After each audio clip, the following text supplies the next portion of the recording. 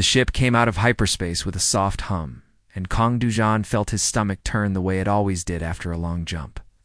He stood at the observation deck and watched as the planet appeared before him. Athoria, the home world of the Valari Empire. It was beautiful in a way that made Earth look small. Golden towers reached up from the surface like fingers trying to touch the stars.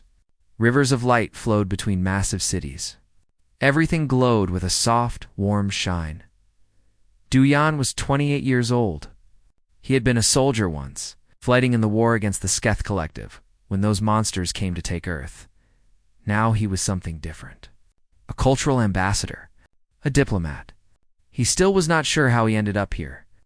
On the first human ship ever invited to the Valari homeworld, the Valari had ignored humanity for 30 years. They called humans primitive. They said Earth was a backwater planet filled with simple creatures who had barely learned to walk among the stars.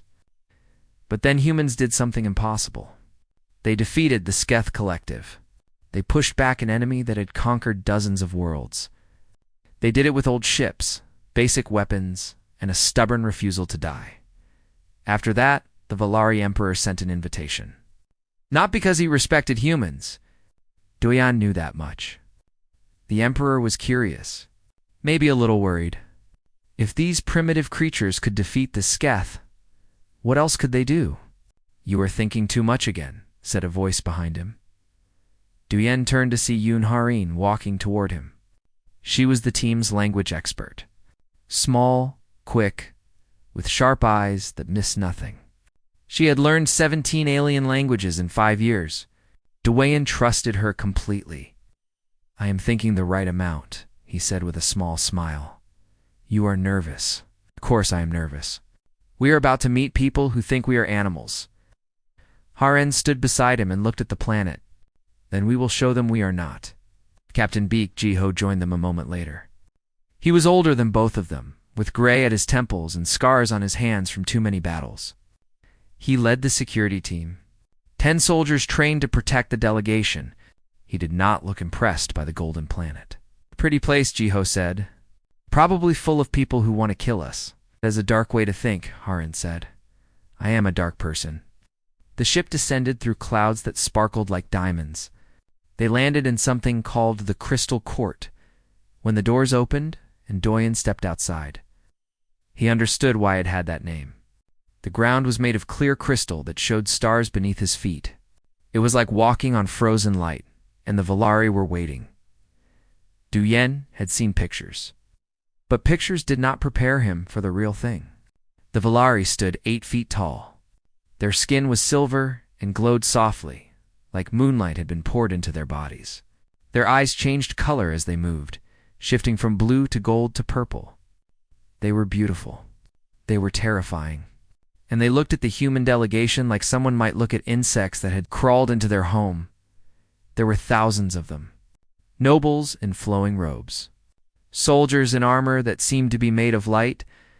Servants carrying banners with symbols Duyan did not recognize. All of them watching. All of them judging. An old Valari with deep blue robes stepped forward. His voice was like music when he spoke, but his words were cold. The Emperor welcomes the delegation from Earth. You will follow protocol. You will not speak unless spoken to. You will not touch anything. You will remember that you are guests in the greatest empire the galaxy has ever known. Due Hun bowed his head slightly. He had practiced this.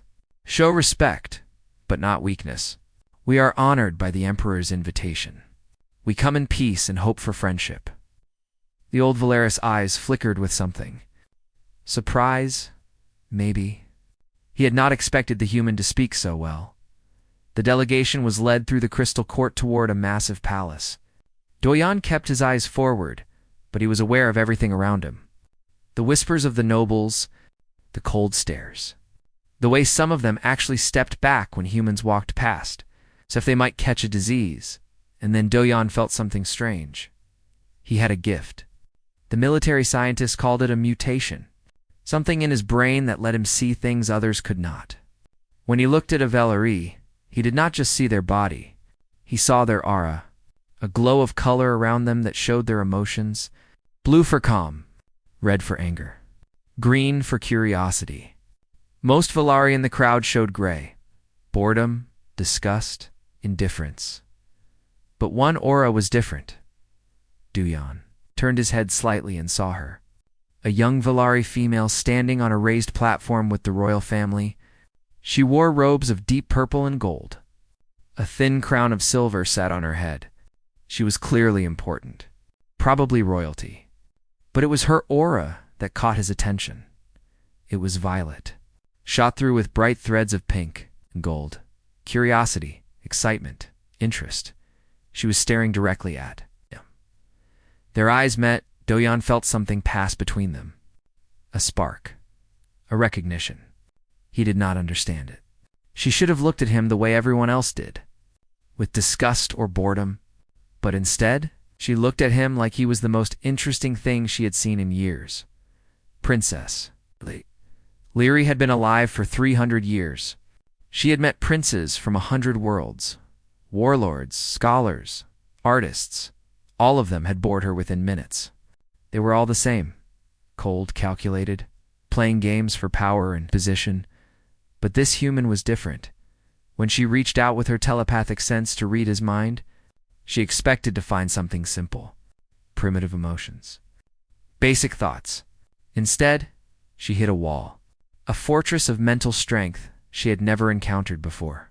His mind was complex, layered, beautiful in a way she could not describe, and he was looking at her.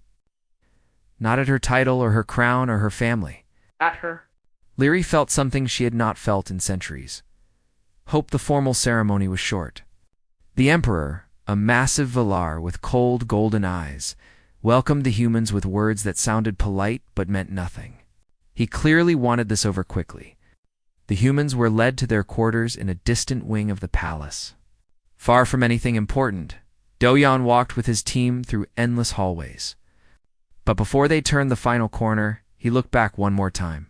The princess was still watching him, and in that moment, both of them knew that something had begun. Something that would change everything. Doyan did not sleep well that night. He stood at his window and looked out at the alien stars. Somewhere in this palace, a princess was thinking about him. He did not know why. He did not understand what it meant, but he knew one thing for certain. His life would never be the same. 3 days passed, and Doyan learned what it meant to be hated. The diplomatic talks were a disaster. Prince Kael, the Emperor's eldest son, had been assigned to negotiate with the humans. He was tall, even by Valari standards. His silver skin was darker than others, and his eyes stayed a constant cold blue. He smiled often, but his smiles were like knives. "We are prepared to offer humanity a place in our empire," Kael said during the third meeting. His voice was smooth and pleasant. "You would serve as laborers on our mining colonies. It is honest work, suitable for your abilities." Doyan kept his face calm. Beside him, he could feel Captain Jiho's anger like heat from a fire. Hareen's hands were tight on her notes. "We did not come here to become servants," Doyan said carefully.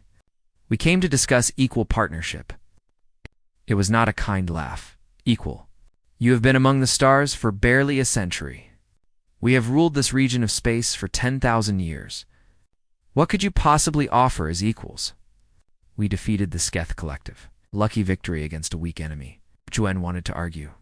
He wanted to tell this arrogant prince about the millions of humans who had died in that war, about the cities that had burned, about the soldiers who had thrown themselves against monsters with nothing but courage and love for their home, but he stayed silent.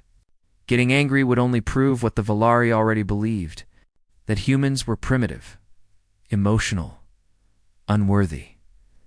The meeting ended with nothing decided. Doyan walked through the palace halls, trying to cool his blood. The guards watched him pass with expressions of disgust. Servants moved out of his way like he carried disease. He was so tired of being looked at like he was nothing. He found himself in a garden without meaning to. It was beautiful. Trees with silver leaves. Flowers that glowed in soft colors. A small stream that sang as it flowed over crystal rocks. Doyan sat on a bench and closed his eyes. He looked sad. His eyes snapped open. Princess Lyrie stood a few feet away, watching him with those color-shifting eyes. Today they were soft purple. Her aura glowed with curiosity and something else. Something warm. Doyan stood quickly and bowed. Your Highness, I did not know this garden was private. It is not. Sit down. It was not a request. Doyan sat. The princess moved closer and sat on the other end of the bench. She studied him like he was a puzzle she wanted to solve. You are the one who can see auras, she said. Doyan's heart stopped for a moment. How do you know that? I felt you looking at me during the arrival ceremony. Not at my body. At something else. My essence. She tilted her head. No human should be able to do that. I am not a normal human. Clearly, she smiled, and it transformed her face. Made her seem younger, more real. Tell me about your world, Earth. I have read about it, but books are cold things. I want to hear it from you. So Doyan talked. He told her about Korea, about mountains covered in morning mist, about cherry blossoms falling like pink snow, about his grandmother, who had told him stories of tigers and spirits and brave heroes who never gave up. He talked about human music, about love songs and war songs and silly songs that children sang while playing. Lyrie listened with her whole body. She leaned forward. Her eyes grew bright. Her aura shifted to colors he had never seen before. Gold and rose and soft green, all mixed together. You speak with such feeling, she said when he finished.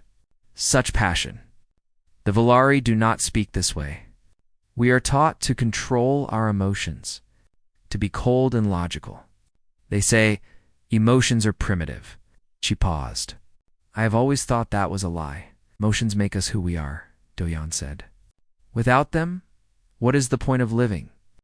Lyrie looked at him for a long moment. Can you see my aura now? Yes. What do you see? Doyan hesitated. He saw loneliness. Deep and old. He saw a woman trapped in a golden cage, surrounded by people who saw only her title. He saw sadness that had lasted centuries. I see someone who wants to be free, he said softly. Lyrie's eyes filled with tears. She blinked them away quickly, but Doyan had seen. You truly see me, she whispered. No one has ever truly seen me. The moment was broken by a distant bell. The feast was starting. The great celebration where the emperor would announce the results of the negotiations. Doyan knew what that meant. Prince Kale would announce his insulting offer. Humanity would be declared fit only for slavery. They walked back to the palace together in silence. At the entrance to the Great Hall, Lyrie touched his arm. I am sorry for what is about to happen, she said, but please, trust me. Before Doyan could ask what she meant, she was gone. The Hall of Eternal Stars was massive. 1,000 Volari nobles sat at long tables. Servants carried plates of food that glowed with soft light. Music played from somewhere Doyan could not see. It was beautiful and cold. Like everything else on this world, the human delegation sat at a small table far from the royal platform. A clear message about their importance. Prince Calais stood to speak. His voice carried through the hall, amplified by some invisible technology. After careful consideration, the Volari Empire is prepared to accept humanity into our protection. They will serve as laborers and servants. Their world will become a vassal state. In return, we will ensure they are not destroyed by the various dangers of the galaxy. He smiled at the human table. You should be grateful. Doyan's hands were fists under the table. Jeho looked ready to kill someone. Haran had gone pale. And then Princess Lyrie stood. The hall went silent. Royalty did not interrupt each other. It simply was not done. The Emperor's eyes narrowed as his daughter stepped down from the platform. Lyrie walked through the hall. Hundreds of nobles watched in shock as she passed their tables. She did not look at any of them. Her eyes were fixed on one person. She stopped in front of Doyan. Stand, she said. Doyan stood. He did not know why. Something in her voice made it impossible to refuse. Lyrie raised her hand and touched her forehead to his chest. Then she placed her palm over his heart. Doyan felt warmth spread through his body. Around them, nobles gasped. Some cried out in shock. By the ancient rites of selection, Lyri said in a voice that filled the hall. By the laws that have bound our people since the first dawn, I claim this human as my bonded consort. I want him. And no power in this empire can deny me. Silence. Complete and absolute silence. Then chaos erupted. The emperor rose from his throne, his aura burning red with rage. Prince Kael was screaming something Doyan could not hear. Nobles shouted and pointed and argued, but Lyri did not move.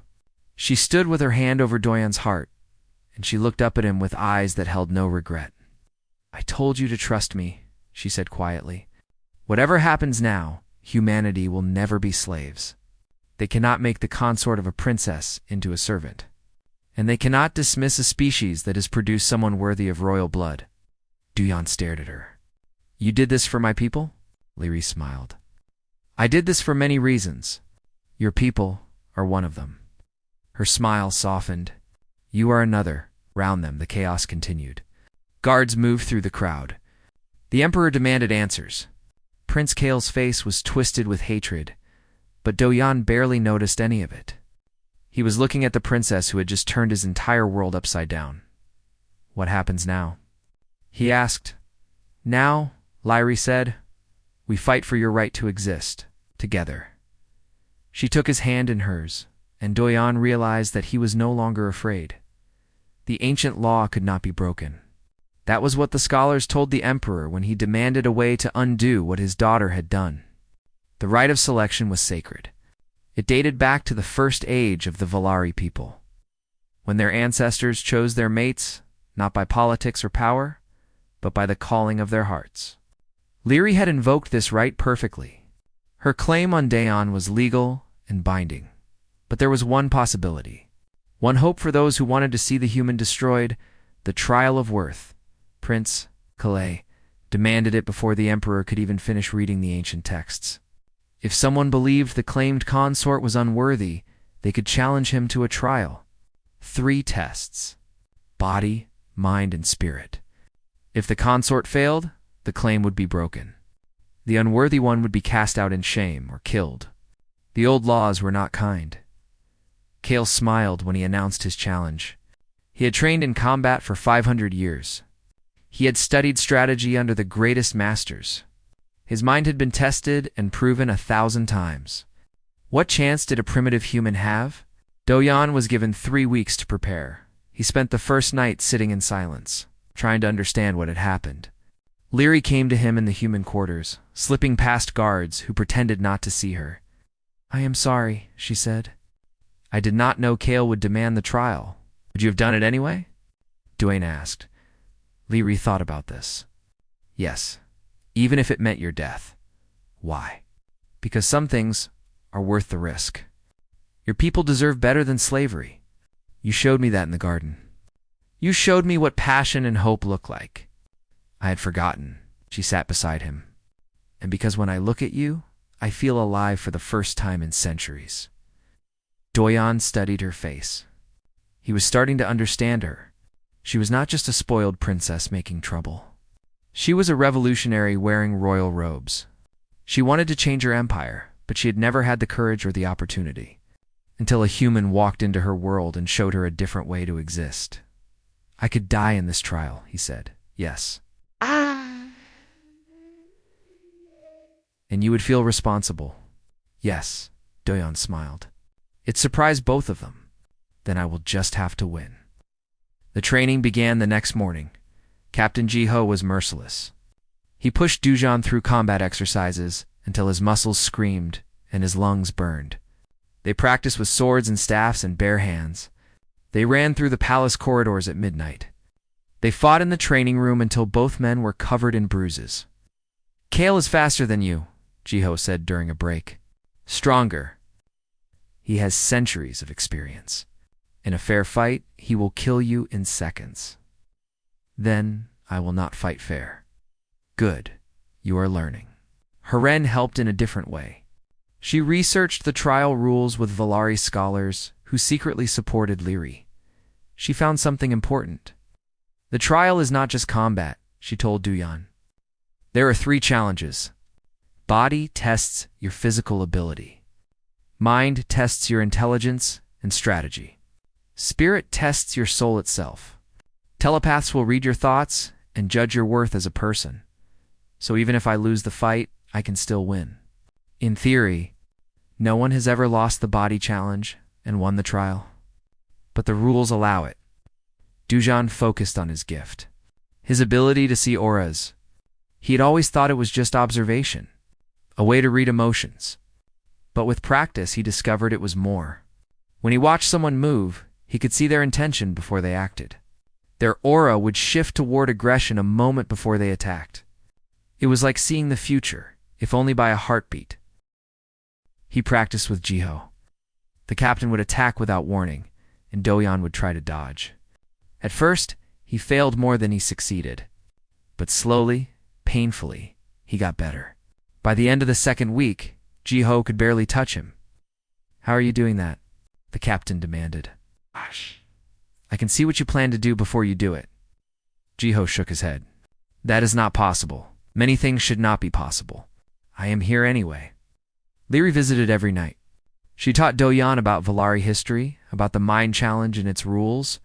She explained how the strategy game worked. It was like chess, but played on multiple boards at once. The pieces moved in patterns that seemed random but followed complex mathematical rules. Kale is a master, she warned. He has never lost. How does he play? Aggressively, he follows established patterns. He believes in the old strategies because they have always worked. Duyan thought about this. Old strategies work against opponents who play the same way. What if I played differently? No one plays differently. There are optimal moves. Everyone uses them. Then everyone is predictable. Leary looked at him with new understanding. You want to use chaos. I want to be human, unpredictable, emotional. Everything your people think is a weakness. He smiled. Maybe weakness is a strength they have not discovered. The day of the trial arrived. The arena of judgment was ancient. A massive circular space surrounded by seats that rose up to the sky. Millions of Valari watched in person. Billions more watched through broadcasts across the Empire. The human who dared to claim royal standing would be tested. Prince Kale entered first. He wore light armor that glowed with power. His sword was a masterpiece of Valari technology, sharp enough to cut through steel. He raised his arms, and the crowd cheered. Duyan entered second. He wore simple training clothes. His weapon was a plain staff, the kind Gio had taught him to use. The crowd was silent. They did not know whether to laugh or be angry. The challenge of body began. Kale attacked immediately. He was fast. Faster than anything Dayon had ever seen. His sword became a blur of light, striking from angles that should have been impossible. But Dojan was not there. He moved before Kale moved. He dodged before the strike came. His eyes tracked Kale's aura, reading every intention, every plan. He could not match the prince's strength or speed, so he simply refused to be where the attacks landed. The fight lasted 3 hours. Duyan took hits. His body was bruised and bleeding, but he never fell. Every time Kale thought he had one, Doyan rose again. The crowd's silence turned to murmurs, then to shouts. No one had ever lasted this long against the prince. Finally, the judges called a stop. For the first time in trial history, the challenge of body ended in a draw. Kale was furious. Dayon was barely standing. But he was standing. The challenge of mind was next. The game boards appeared between them. Floating crystals that formed patterns and shapes. Kale made his opening move with confidence. Classic. Optimal. Perfect. Doyan responded with something random. Kale frowned. That makes no sense. Good. The game continued. Dayon did not try to win. He tried to confuse. He made moves that followed no pattern. He sacrificed pieces without reason. He built structures that seemed meaningless until suddenly they were not. Kale had spent centuries learning the optimal way to play. He had never learned how to handle someone who did not play that way at all. In the end, Do-yeon won by 3 points. It was narrow. It was lucky. But it was a victory. The crowd was stunned. The challenge of spirit was the final test. Do-yeon sat in the center of the arena. 5 telepaths surrounded him. They would enter his mind and see everything. Every memory, every thought, every secret. If they found him wanting, he would fail. If they found him worthy, he would win. He closed his eyes and opened his mind. The telepaths saw his childhood. A small apartment in Seoul. Parents who loved him. Grandparents who told him stories. They saw his pain when the Sketh came and took his family. They saw his rage and his grief and his determination to make their deaths mean something. They saw his time as a soldier.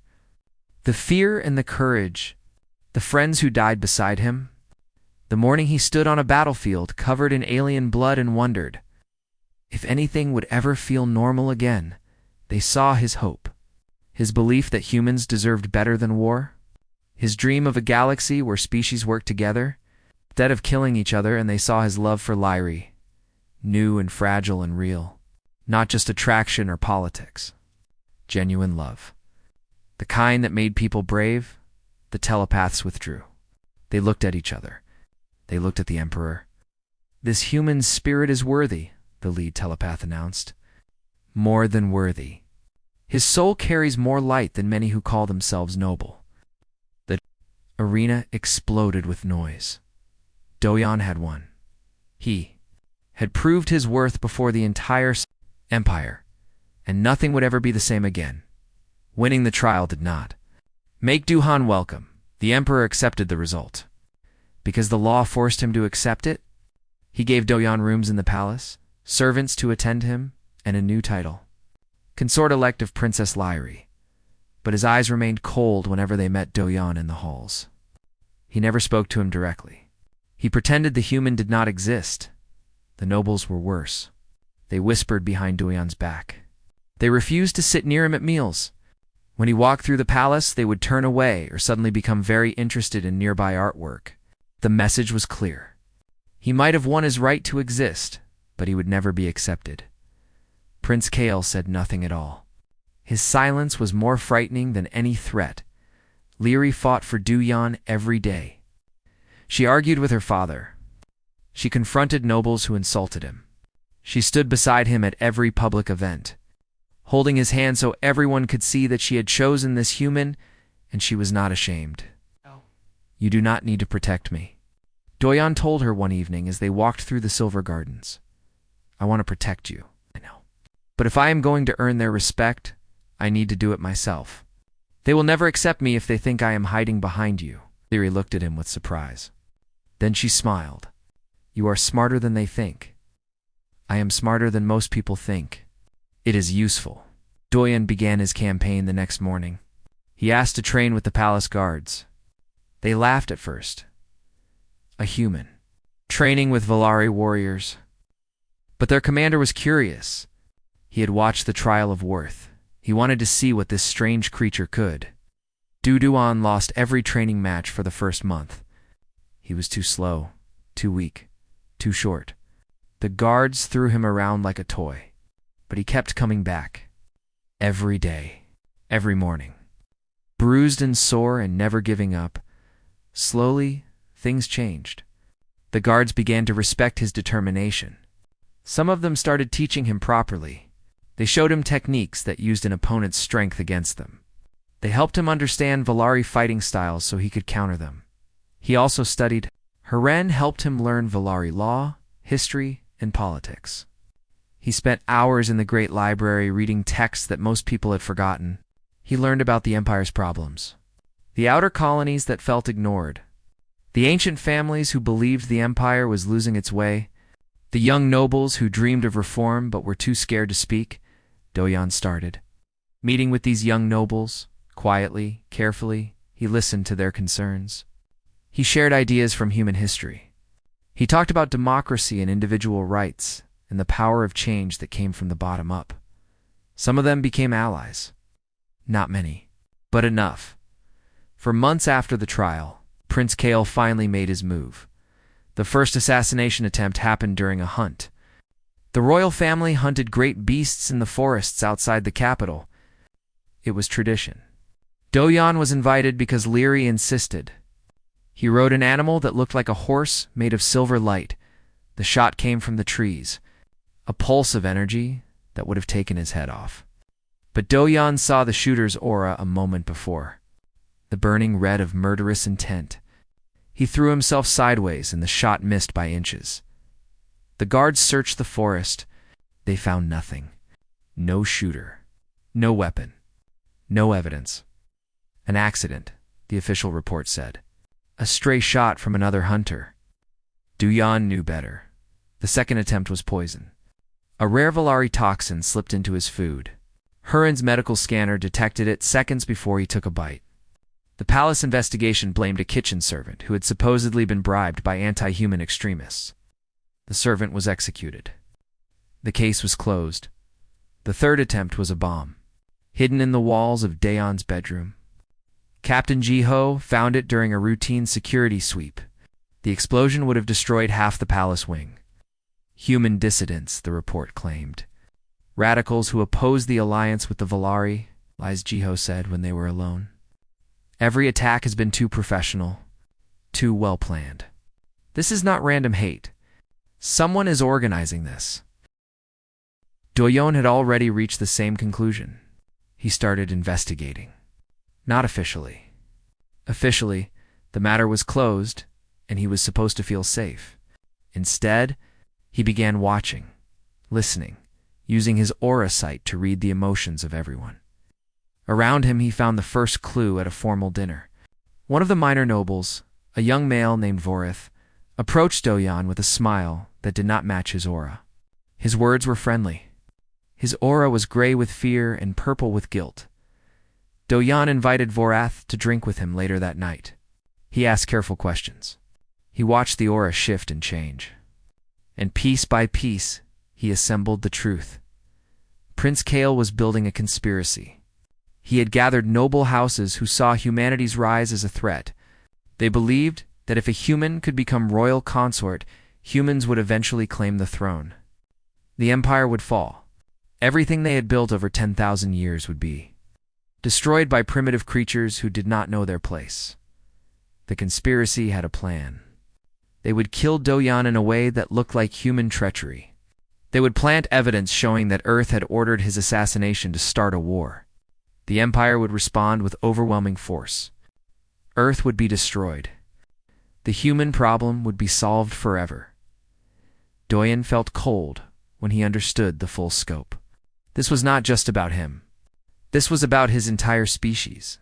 He gathered his allies, Ji-ho and Hurin, the young reformed nobles who trusted him, some palace guards who had grown to respect him. He shared what he had learned. "We need to tell the emperor," Hurin said. "If we tell the emperor, civil war will follow," Do-yeon replied. "The noble houses will deny everything. Kale will accuse us of lying to protect humanity. The empire will tear itself apart. Then what do we do?" Do-yeon thought of his grandmother's stories, of heroes who won not through strength alone, but through cleverness and courage. "The conspiracy plans to attack during the bonding ceremony," he said. "That is when Leary and I will officially become joined. The entire empire will be watching. They will kill me and take Leary, claiming they are rescuing her from human mind control. So we stop the attack," Ji-ho said. "We let them attack, and we make sure everyone sees who they really are." It was dangerous. It was possibly stupid. But it was the only way to end this without destroying everything. Do-yeon visited Leary that night. He told her what he had learned. He told her his plan. "He could die," she said. Her voice was calm, but her aura was churning with fear. Good. "But if this works, humanity will be truly safe. Not just protected by law, but accepted by proof. They will see that I was willing to risk everything for peace. That your choice was right." Leary took his face in her hands. Her eyes searched his. "I chose you because I saw something special," she said. "I was not wrong. You are the bravest person I have ever met. I learned from a princess who chose rebellion over comfort." She kissed him then. Their first real kiss. It was gentle and fierce at the same time. A promise and a prayer. "We face this together," Leary said when they pulled apart. "Together." Doyen agreed. The bonding ceremony was only 3 days away. Everything they had built would stand or fall in that moment. The Temple of Eternity was the oldest building on Ethoria.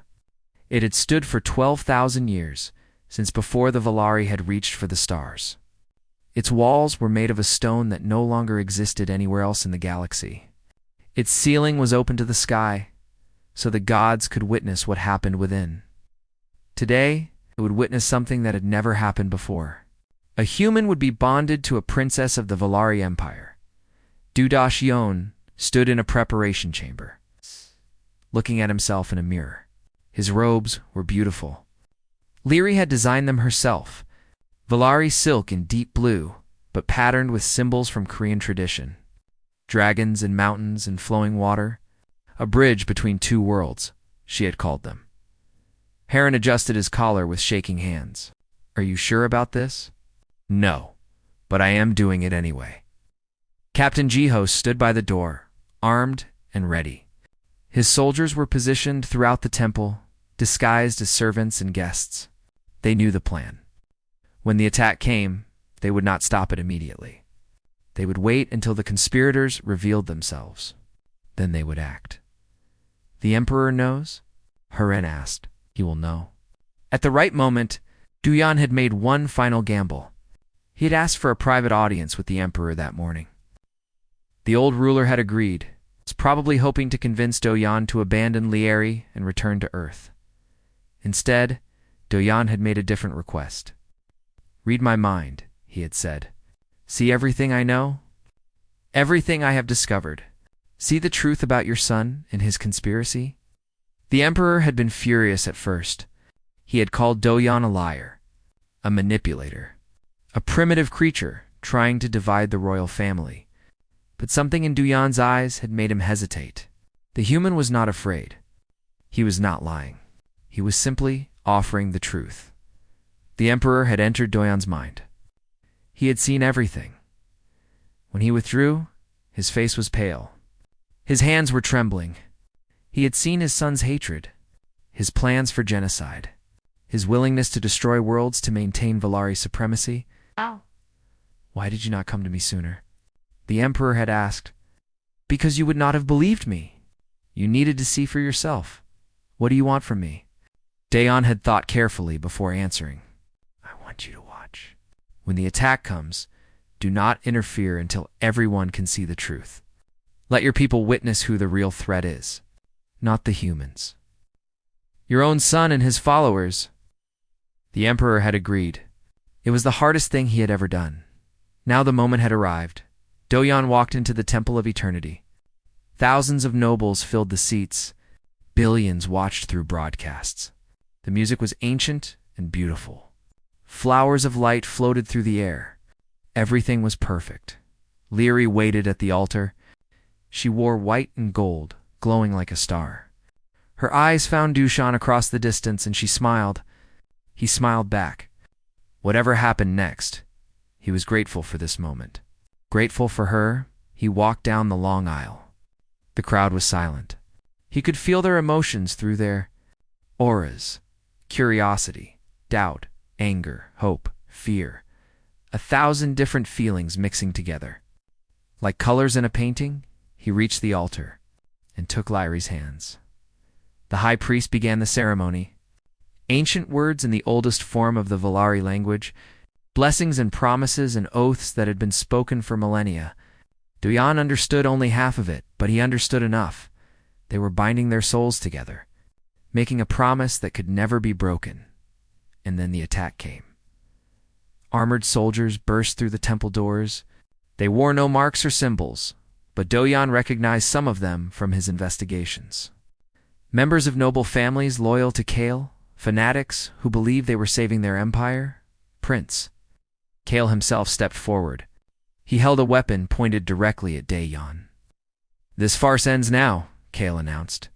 "This human has used mind control to enslave my sister.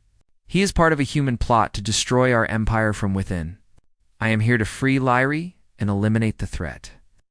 The crowd erupted in confusion. Some screamed. Some tried to run. The emperor sat frozen on his throne, watching exactly as he had promised. Now the human. Kale ordered. Take my sister into protective custody. Eldoyan stepped in front of Leary. He was unarmed, facing soldiers with weapons that could destroy him in a heartbeat. But he did not run. You were the one who planned this, he said, his voice calm and clear. You tried to have me killed 3 times. You wanted to blame humanity for your crimes. You wanted to start a war that would kill billions. Lies, human lies. Then let your father see the truth. Du Yan looked at the emperor. Your Majesty, you have already seen what is in my mind. Will you now see what is in your sons? The temple went silent. Every eye turned to the emperor. The old ruler sat very still. His face showed nothing. But slowly, he rose from his throne. Kale, he said, lower your weapon. Father, this creature has corrupted you. He has corrupted our entire family. I am trying to save us. Lower your weapon now. Kale's hand trembled. His aura was burning red with rage and desperation. He knew he was losing. He knew his plan was falling apart. I will not let our empire fall to primitives, he screamed. I will not let our bloodline be polluted by human filth. If I must become a monster to save us, then so be it. He raised his weapon to fire. Captain Jiho's shot took him in the shoulder. Kale spun and fell.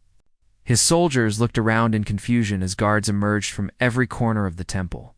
They were surrounded, outnumbered, defeated. The emperor walked down from his throne. He moved slowly, like every step caused him pain. He stopped beside his fallen son and looked down at him. I saw your mind through the human's memories, he said quietly. I saw your plans, your hatred, your willingness to destroy innocent worlds. Tears ran down the old ruler's face. You are no longer my son, he turned to the crowd. To the billions watching across the galaxy, Prince Kale and his followers have committed treason against the Empire. They will face justice. But more than that, today we have seen a truth we cannot ignore.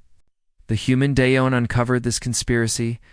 He risked his life not just for himself or his princess, but for peace between our peoples. He could have exposed the conspiracy and started civil war. Instead, he found a way to reveal the truth without destroying what we have built.